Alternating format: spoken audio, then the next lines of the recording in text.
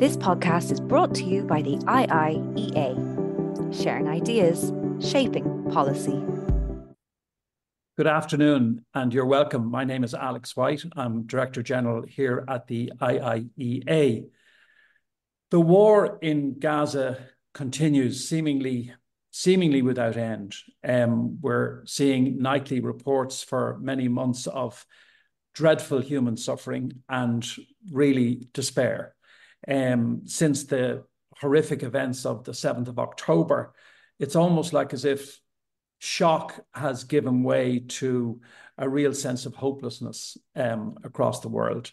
Diplomacy, although active, seems to be delivering, or to have delivered at least thus far, very little by way of respite. We saw the General Assembly last week a vote to grant new rights and privileges to Palestine, and calling on the Security Council to reconsider Palestine's request to become the 194th member of the UN. Then here in Ireland, a close interest has been taken by the Irish government in relation to the conflict, and along with Spain and others in Europe, there is a move to recognise the state of Palestine, and there was a confirmation in the Dáil just yesterday that this is to happen on Ireland's part in any event by the end of the month. Because the story and even the use of the word story seems to diminish what's happening, because the conflict is because the news is what we're aware of, because it's overwhelming in so many ways. It's very hard to find space, and you see that even in the media, space for reasoned analysis, for engagement on the issues, perhaps by people with different perspectives, different experiences, different proposals as to how this conflict could be resolved. And part of our role here at the IIEA is to help inform the debate, certainly to help inform that debate here within Ireland, to deepen the level of understanding of different positions, and to have, as I say, that opportunity for engagement and for interaction by those who have an understanding and experience of what's happening. So in that context, we are joined this afternoon by an impressive panel of experts. Marwan Muasher is Vice President for Studies at the Carnegie Endowment of International Peace. Raphael Cohen is Director of the Strategy and Doctrine Program at RAND's Project Air Force in the US. And Dr. Rita Sakr is a professor here at Maynooth University. So what I'm going to do is to invite each of our three distinguished speakers to address you for perhaps 5-7 minutes or so, and then we'll have an opportunity to go to a Q&A with our audience. You can join that Q&A in the normal way using the function on Zoom. Very familiar with that, I'm sure, and send questions in as they occur to you, by all means, throughout the session. If somebody says something you'd like to ask a question on, please pop that question into the Q&A once it occurs to you. We like people to give us an indication of who they are, so your name and your designation, if you have one, if you're represented, and particularly if you're representing an organization. But even if you're not, if you would please say who you are and your designation or your organization, that'd be great. Today's presentations, contributions, and the Q&A, all on the record. You can use X or Twitter, if you still call it that, if you're motivated to do so, and our handle is @IIEA.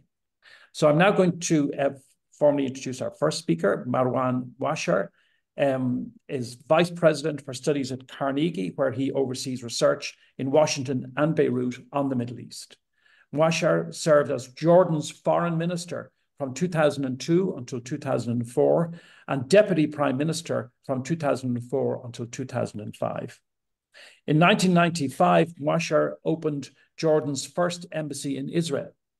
From 2007 to 2010, he was Senior Vice President of External Affairs at the World Bank.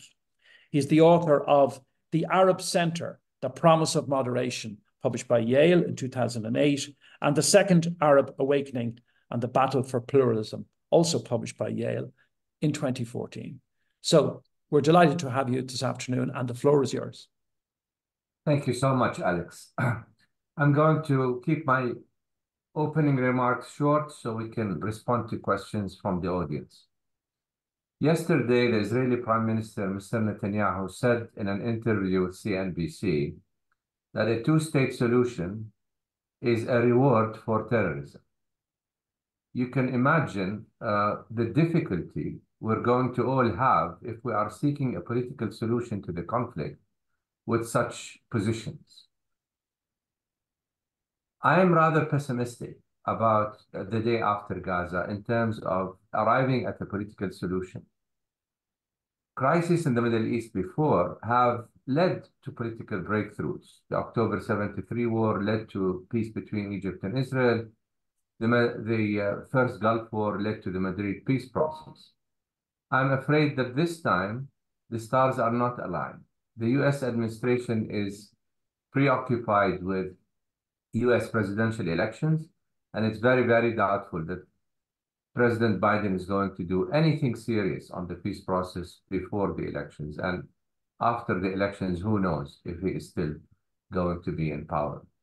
The Israeli government, I just said, has indicated publicly and repeatedly that they have no intention to end the occupation and no intention to help establish a Palestinian state. And the Palestinians today, the PA, have no credibility. All the polls suggest that close to 90% of Palestinians in the West Bank and Gaza want Abu Mazen out. And therefore, without Palestinian elections, it's going to be very difficult for any faction to say that they represent the Palestinians. For all these reasons, the day after Gaza, at least in the short term, does not look very promising. In the past, most political processes have been open-ended. The endgame has not been defined, and negotiations became, negotiations over what the endgame is, rather than on the root cause of the problem, in my view, which is the occupation and ending the occupation. If a political process, a serious political process, is to ensue after the war in Gaza, then it has to have at least three elements. It first has to define the end game within a specified time frame. And that should be the main objective of any peace process, so that negotiations become over steps needed to reach that end game rather than on the end game itself. It has to recognize a Palestinian state on the basis of the 67 borders, a priori, before even negotiations begin. This is not a new idea. The roadmap, which was not just developed, but also accepted by the international community 20 years ago, imagined a Palestinian state with interim borders on the basis of the 67 border, and that has become very, very important. And in that regard, I think Ireland's step to potentially, before the end of this month, recognize a Palestinian state alongside other European countries, like Spain, like Slovenia, like Malta, maybe even France, and of course Sweden, which has already accepted a Palestinian state. These are very important moves because they would set a marker so that, a reversal of this does not become easy. And the third step that needs to be taken is to stop settlement activity. We can no longer talk about two states while settlement activity goes on. That's like, I often say, two people arguing over a slice of pizza while one of them is eating it. It doesn't work this way. Either the international community is serious not only about a two-state solution, but about providing a credible plan to implement such a solution within a short and specified time frame. If that does not happen, then I'm afraid the alternative is going to be continued violence, both in Gaza and the West Bank for a protracted period of time. Let me stop here and listen to your comments. Thank you very much for those opening remarks. I go to our second distinguished guest, Raphael Cohen, is Director of the Strategy and Doctrine Program at RAND's Project Air Force in the US. Rafe previously held research fellowships at the Brookings Institution, the American Enterprise Institute, and the National Defense University's Center for Complex Operations. A military intelligence branched lieutenant colonel in the Army Reserve, Mr. Cohen has held a variety of command and staff positions in both the active and reserve components, including during 2 combat tours in Iraq from 2005 to 2006, and again from 2007 to 2008. He holds a PhD in government from Georgetown University. So over to you, Rafe, and the floor is yours. Well, thank you, Alex, and thank you so much for having me. I'm going to try to pick up a little bit on where Marwan left off and talk a little bit about the military dynamics of the conflict, particularly about the conflict in Gaza. We can talk, given that I know that there are Irish Defense Forces on the line, talk about the battle in the north along Lebanon in Q&A if you like.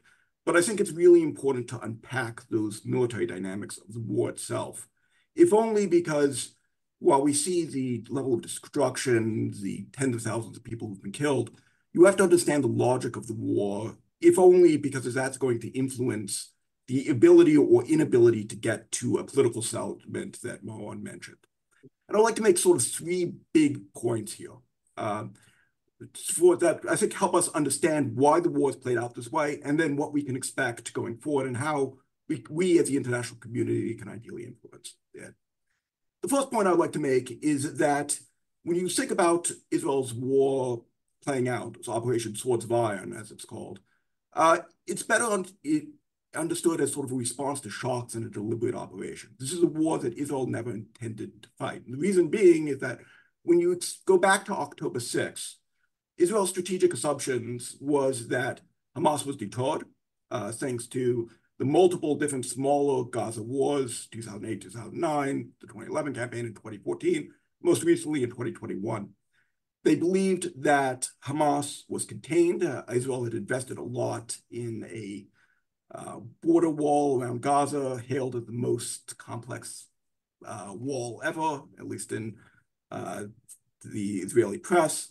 And then, but I think importantly, they also thought that Hamas was appeased, which I think gets less attention, particularly in Western audience as well. And this is the fact is that Israel had allowed in Qatari money, about $100 million worth, and then allowed about 20,000 Gazan civilians to work in Israel. Now, Netanyahu administration didn't do this out of largesse. The assumption was that was going to sort of keep Hamas in check and keep sort of Gaza on sort of a steady boil. Now, all of that proved to be dramatically wrong with October 7th. The Israelis had anticipated that they might fight a sort of small brush fire war, but never sort of large-scale war that they found themselves in. And that brings me to my second point, which is that when you think about what military operations look like in Gaza, is that they were always going to be very bloody and highly destructive, but Israeli choices probably made that worse. And the reason for that, it goes back to that my first point. Now, why is operations in Gaza going to be bloody and highly destructive? That goes into sort of the dynamics of what the battlefield looks like. Gaza, as we all well know, is one of the densest populated areas in the planet. Unlike places like Fallujah, where the United States fought, there's no real room for civilians to displace. And that's a problem, particularly if you want to try to minimize civilian casualties. It's also true that Hamas was, at this point, is a very complex military organization. It has 30,000 odd members. For context, that's about 4 times the size of the Irish Defense Forces, active duty strengths. And most of those are combat capable too. You have a tunnel network that's about 50% larger than the London Underground system. All this makes it a very hard military problem. Now, and that in turn has led to some of the high level of destruction that we've seen play out. Now, where I think Israeli operations have fallen short, and where I think the particular flaws in Israeli operations here is in 2 areas, particularly in the humanitarian area, and then thinking about the day after. And this gets, and I think both of those relate back to my initial point, which is part of the reason why the Israelis, or at least particularly the right of the Israeli political spectrum, have been so reluctant to let humanitarian aid into Gaza, is gets back to that belief that Hamas was appeased partly by sending in aid. And we can debate whether or not that was a good or right assumption, but that's, I think, partly what's shaping the strategic calculus there. And then the second point is the sort of failure by the Netanyahu administration to think about what comes next or offer a coherent plan gets in part towards that this is a sort of operation fought on the fly. And this brings me to my third big point here of like, where does the operations in Gaza stand today? And, you know, when you look just from a military angle of like where the operation is at present, you have Israel making gains on the tactical and operational level and a failure on the strategic level, which is, if you look at Israel's claimed gains, roughly half of Hamas's end strengths, its fighters, and they've claimed to have been killed in the fighting. It's hard to verify those numbers. A little bit easier to know is the sort of particular damage to the sort of operational level wings of Hamas. 100 or so platoon and company commanders, 24 battalion commanders, 5 brigade commanders, and like. And then a handful of sort of senior level leaders. But all that, you know, sort of tactical and operational gains, and that being used but on the strategic level, Hamas is still very much in control. Particularly in places like Rafah, where Israel believes there are 4 battalions there. But also increasingly sort of making gains in sort of reconsolidating, particularly in the northern half of the Gaza Strip. Now, what that means here, and this brings me to my final sort of summation point, and then I'll conclude and hand it back off, is that when we think about what fighting looks like in Gaza after this, so after Rafah, Israel is not going to be able to destroy Hamas as a military organization. There's going to be at least an insurgent presence inside the Gaza Strip. And what that means is that's going to cause significant problems getting to that political solution that Marwan laid out in his opening remarks. The reason for that is, as long as there's a residual Hamas military presence, Israel's going to have a reason to strike at that, to preempt another October 7th. It's going to make it also hard for the Palestinian Authority and the Palestinian security forces to try to assert control over the Gaza Strip. And it's going to make the rebuilding effort in Gaza that much more difficult. And I think if we want to think about where the international community can try to shape this to get to Gaza to a better place, we have to wrestle with those very complex security dynamics. So with that, I'll turn it back over to you, Alex. Thank you very much, and appreciate those opening remarks. And just to remind our audience, if you'd like to ask a question, pop a question into the Q&A function there on Zoom, and you can do that at all points during the discussion. And as soon as something occurs to you and you feel strongly enough to want to pose that question, you can do so. So feel free. Dr. Rita Sakr is an assistant professor at Maynooth University in postcolonial and global literatures. Previously, Professor Sakr worked as a lecturer in world literature in Goldsmiths in London, and is, as I said, now in Maynooth University. She's co-chair there of the Sanctuary Committee and is also a co-founder of the Irish Network of Middle Eastern and North African Studies. So, Rita, the floor is yours. Thank you for joining us. Thank you very much, Alex, and thank you for having me here. I am going to build on what Raphael called flaws and failure, and Marwan talked about also the day after, but in a different way. So my opening remarks are really inspired by two of many images that I have been thinking about a lot. The first is the recent photo of the Israeli ambassador shredding a copy of the UN Charter ahead of 143 world nations voting to grant new rights and privileges to Palestine. And there's a second image, and it's a much earlier image from the Irish Times. In that November footage, it was a video. A deeply traumatized Palestinian child talks about the horrifying experience of having to carry a decapitated body after an Israeli strike on the Jabalia camp. So those two images make me think of Gaza inevitably in terms of, and in relation to also severing. So I'm going to start with the idea of Gaza as a severing and unpack that in the opening remarks. A severing of over 360 square kilometers of life from what should have been an integral Palestinian state, where all Palestinians thrive in dignity. Or we can think of it alternatively and say a severing of 360 kilometers of life from a one-state vision that brings Muslim, Christian, and Jewish, Arabs, and non-Arabs together. So I'm using the term life intentionally here because of what has been inflicted on not only human beings, but also their homes, their livestock and their pets, their trees and their water, the sky and the sea in Gaza. So Gaza has also been the victim of severing within a wider acknowledgement of harm inflicted by the Israeli state on Palestinians. We have international sanctions tentatively placed on some violent settlers in the occupied West Bank and East Jerusalem, but sanctions are not placed on a political and military entity committing genocide in Gaza. Gaza is severed from international humanitarian law, from human rights declarations, from UN conventions and resolutions, and the list goes on. So continuing with Gaza being severed, it's severed from the common sense understanding that it is impossible to establish safe zones within a completely besieged, starved, bombarded, and invaded strip like Rafah. In so-called leading democracies, Gaza is severed from the right to protest, from the recognition of its rightful place in feminist and anti-racist activism, from equality, diversity, and inclusion principles. But in Gaza, most importantly, I think we have to remember that the limbs of women, men, and children are severed. The houses, the bakeries, the hospitals, schools, universities, books, and toys are torn into shreds. And in Israeli prisons, the tied hands of Gazan detainees are amputated.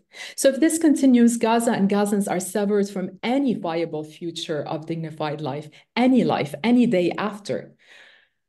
But probably we have to ask who is doing the severing and what remains after the severing. Of course, the obvious, the Israeli government and the Israeli army are the ones who are directly committing the harm that severs life in Gaza. But multiple governments, organizations, and institutions are enabling the severing in one way or another. So, for example, when a politician in Lebanon remembers rightly the genocide of Armenians, but then warns that the Lebanese have nothing to do with what he calls the war between Israel and Hamas, they are committing severing.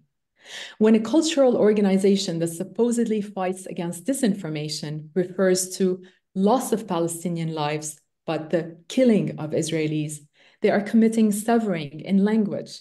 And that has major implications for the cultural organization itself, but it also has, very importantly, real life consequences for all Palestinians. And when a university in the United States or anywhere else in the world proclaims their commitments to freedom of expression, to human rights, to EDI principles, but either violently suppresses a student protest that is calling for ceasefire and justice, or does not really itself call for ceasefire and justice, the university or any other similar institution is committing severing from their obligations.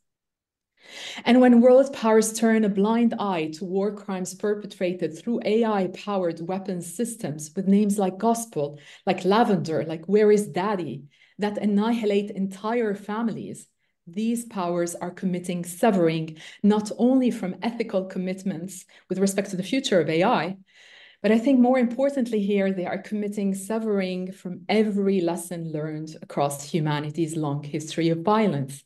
And they are endangering the future in every possible way.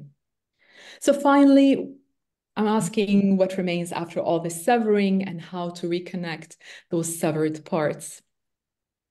Just briefly, I think what remains, ironically, are the two images that I started with: the Israeli ambassador shredding international law and the Palestinian child carrying the remains of shredded lives. To reconnect those severed parts may require a simple recognition of common humanity, of what one should do or would do if this happened to their family, their homes, their hospitals, schools, their universities, the books and toys of their children. It's also a commonsensical recognition of what kind of precedent this denial, silence, and complicity set in the 21st century. And this is not only for the MENA region, not only for, the surrounding countries and for Palestine and Israel, but rather for the whole world. And we know that since both compassion and common sense are rare among the powerful, I think it will be the beaten student protesters and the Jewish professors of genocide studies, those who belong to the unions that boycott and the flotillas that will sail towards Gaza, who will reconnect the parts. Thank you. This podcast is brought to you by the IIEA, sharing ideas, shaping policy.